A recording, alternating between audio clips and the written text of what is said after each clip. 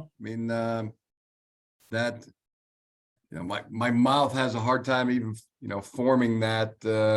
It's just very unfamiliar to say that in relation to football. I mean, it sounds like, a hot start to a basketball season at the beginning of the season. But with that being said, we're excited for the challenge to advance and to see how we'll stack up in the playoffs. Thanks, Coach. Once again, please use the raise your hand function in the reactions tab to ask a question of Coach Harbaugh. The Wolverines will take on TCU Saturday, December 31st at 2 p.m. Mountain Standard Time on ESPN. Please get your credentials now as well. We'll start off with Rainier from the Detroit Free Press. Hey, Jim, just wanted to get your thoughts. There was an NFL Network report out there that, they're vetting you for a candidate for a job, multiple teams in the NFL. I was just wondering your reaction to that and whether you would even consider that at this point after this year. Well, it's a lot of that time of the year type of speculation, but I think no man knows the future, but I think the people that think we've done a good job and are pleased with the job that we've done here in Michigan. They're going to be, very happy to learn that we'll be back enthusiastically coaching the Wolverines in 2023. And for those people that don't approve of the job we've done or would rather see somebody else coaching here, I think they'll be most likely disappointed to learn that we're back coaching the Wolverines in 2023. Thank you. Thanks, Coach. Are there any other questions for Coach Harbaugh this evening?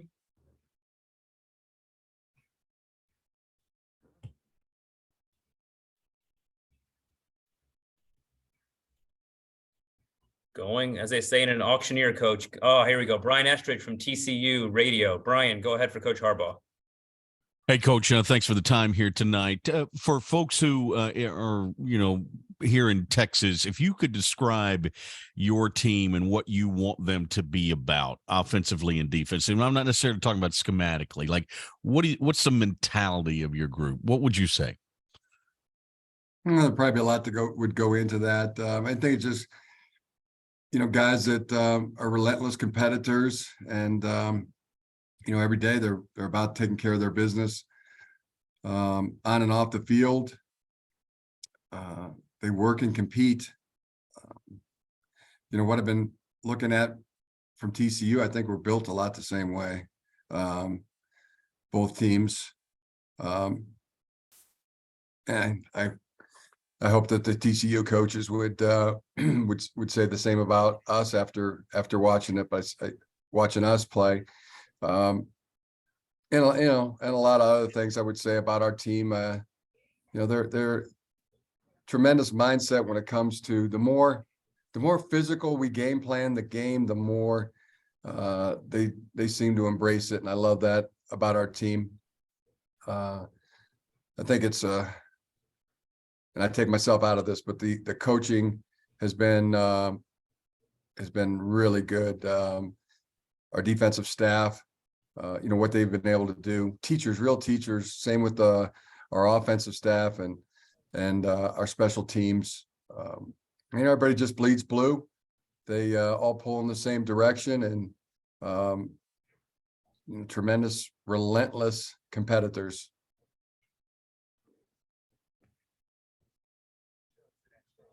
Brian, do you have a follow-up, or are you all set? All good. Thank you, Coach. Coach, I'm going to ask one just because the nature of the story here, and I think you'll appreciate it. You have a young man on your team who was from Phoenix Pinnacle High School, J.D. Johnson, who was highly recruited to come out there and unfortunately due to medical condition couldn't play, but you honored his scholarship. Can you share a little bit with the group here about J.D. and him with the Michigan program? Yeah, JD, I'll tell you, I watch him throw the ball pre-practice or during practice, just throw and play catch with him sometimes. I mean, an amazing arm. He can still rip it. like you wouldn't believe. But he's, unfortunately, the doctors are not letting him play. And he's turned that,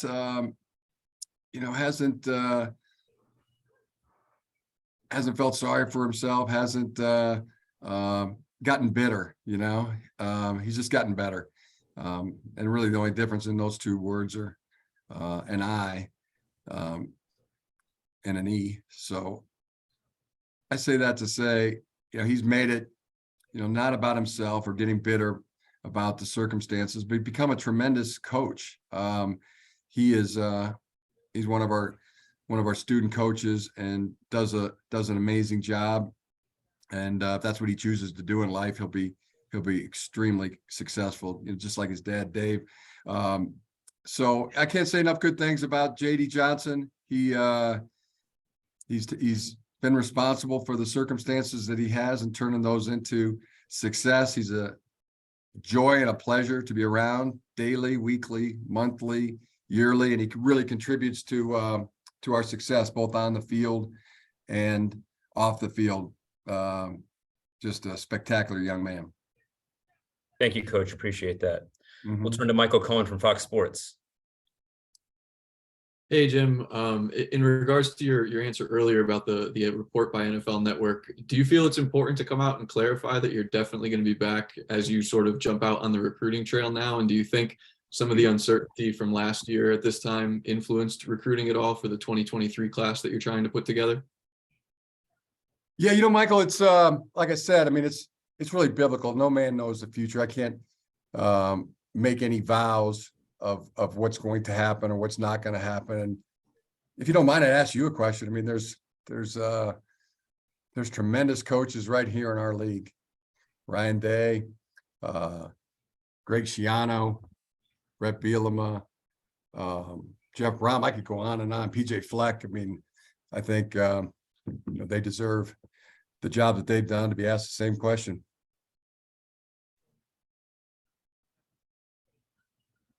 Tony Garcia from the Detroit Free Press. You're up for Coach Harbaugh. Yeah, hi Jim. Again, congratulations on last night.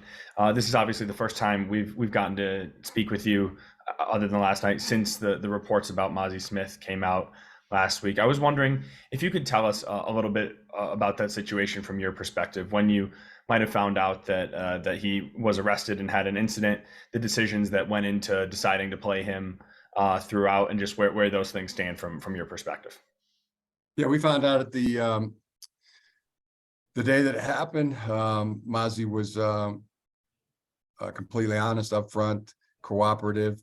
Felt like he gave us the exact circumstances. And then, as I said, I mean, this has been something it's gone to I really respect the justice system and feel like there'll be a fair resolution that comes soon from that. As far as decision to play Mozzie Smith, from the time of the incident through now, I mean, that's a decision that's made by our athletic director, Ward Manuel, and our president, Santa Ono, and myself, all who know Mozzie Smith and know that the kind of person he is and the trust that he's built up in our program. I just wonder if I could add one follow-up to that. Other schools have had athletes in the Washtenaw County area with similar charges this fall, and those players were suspended. I wonder, does Michigan not have? I mean, he is being charged with a felony. Is there no blanket policy that says one way or the other that leaves it up to your discretion, as you understand it? I don't think it. Well, I mean, I'm not going to comment on whether I think it's a felony or not, or whether it should have been charged as a felony or not. But I think if you do your homework, you're going to realize that this is you can't compare this to the low-hanging fruit that you think that's out there. And I just encourage you not to pander to the Twitter sphere and really the haters. They like to drink their haterade and eat their hater tots. It's let the facts come out. Let those let that be decided and adjudicated through the court system. Thank you, Jim. Appreciate it. Thank you. We'll do last call for questions, and while anyone raises their hand, a quick run through of the game week schedule. We'll have media day on Thursday, the 29th. Each team will have an hour time period with 45 minutes for coach and 45 minutes for the players. Tuesday and Wednesday, there will be the coordinator days. One day will be offense, one day will be defense with 5 players plus the coordinators. All right, we'll go to Dean from 24/7 Sports. Hey, Coach. I wanted to get your thoughts on TCU quarterback Max Duggan, just what he's been able to do this year and what challenges he might present for you guys come this matchup.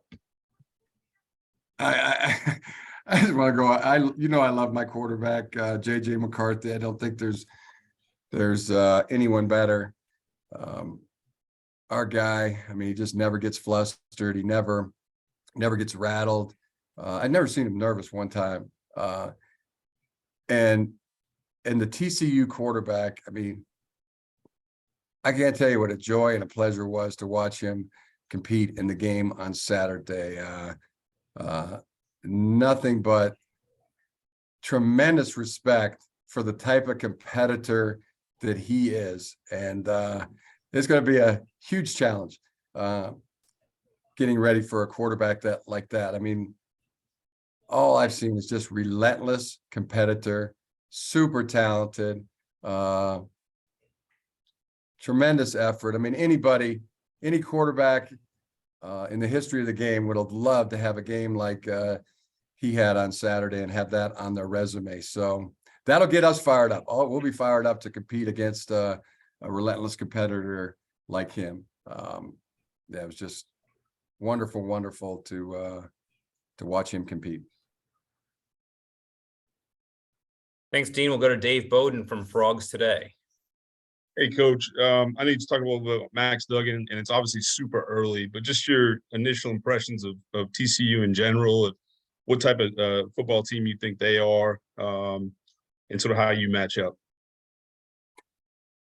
Yeah, well, scoring machine on offense, really sound on special teams. They tackle on defense, and we'll get into all the schemes. I won't get into how we're gonna, specifically how we're gonna attempt to attack or defend, but really impressed. Thank you. All right, we'll go to WJRT.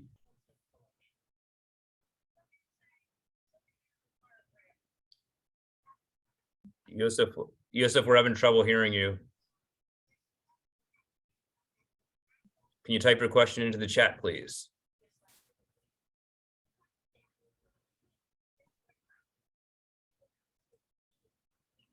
Thanks, Coach, for your patience.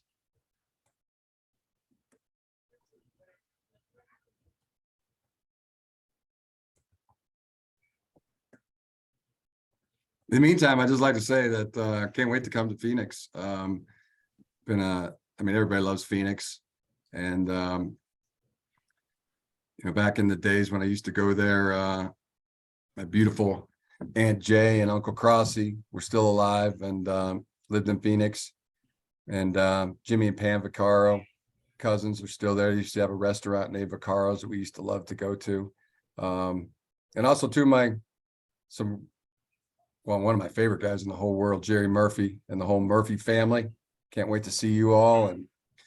And Mark Madsock, another dear friend. Can't wait to see you all, and the family's looking forward to spending time with you when we get out there as well.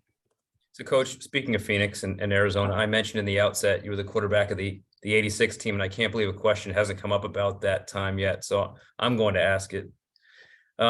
Share with us your experience of, playing a Nebraska team and the hard-fought game and playing in this game one time. And now you're able to come back. I would have to check our record books. I didn't do so to find out if you're the first ever person to play in the game and then coach it. Probably not. Probably others who've done that, I would think. Yeah, back growing up as a kid, used to always watch the Fiesta Bowl on TV, and everybody out there warm, and we were back, snow on the ground, and the people used to sit on that hill. That's the thing I first remember, and then watching the game. So it was really awesome to play in that game. Got to meet Tom Osborne, and super competitive game against Nebraska. We were fortunate to win the game. Since then, been back many times. Been there for spring training for baseball. Been there to play pro games as a pro athlete and coach. And college coach when I was at Stanford, played ASU a bunch of times. So just a great place.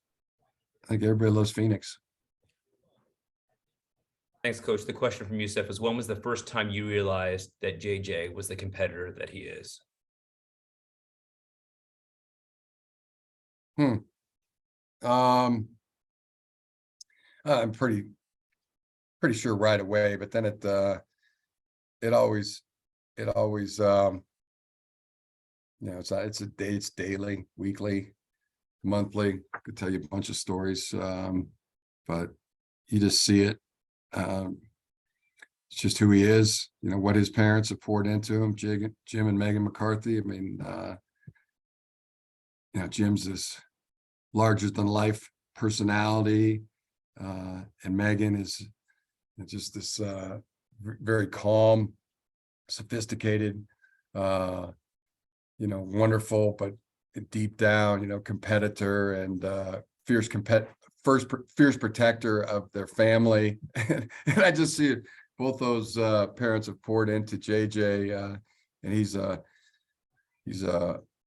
almost identical 50-50 carbon copy of his mom and dad. And I just so thankful for all the parents on our team that have poured so much into the youngsters that are on the team. It just makes it so easy to to be their coach and be around them on a day-by-day basis. I mean, they've all been taught so many of the lessons in terms of hard work, competition, being accountable, doing what is right. Not just JJ, but pretty much our entire squad. And just watching, that the apple doesn't fall too far from the branch is, really shows up so much with our team in relation to what their parents are like. Brian? Yeah, Coach, one more quick one for you. You and Coach Dykes kind of crossed paths a little bit in the Pac-12. Obviously, he was at Arizona, you're at Stanford, then then his tenure at Cal. What do you remember about Coach Dykes and his teams? Anything stand out? Did you guys spend any time together? No, we really haven't spent too much time together, but just been a fan from afar. The strategy, I guess there's decision making and there's strategy, and it's good to know the difference between the two. But I think he's outstanding at both, and strategically, just like watching his football. I think he thinks a lot like a really good chess player, and I respect that. Great.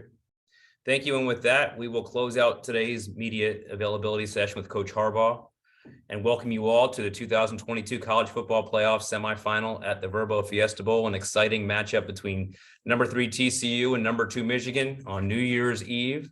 We'll see you all when we get to Arizona. Again, the first media availability session is Tuesday, the 27th. We'll let you know when the teams arrive, and there will be some arrival availability as well. But happy holidays. Please let us know anything we can do to help you out. Please don't forget to apply for credentials at sportssystems.com/CFP.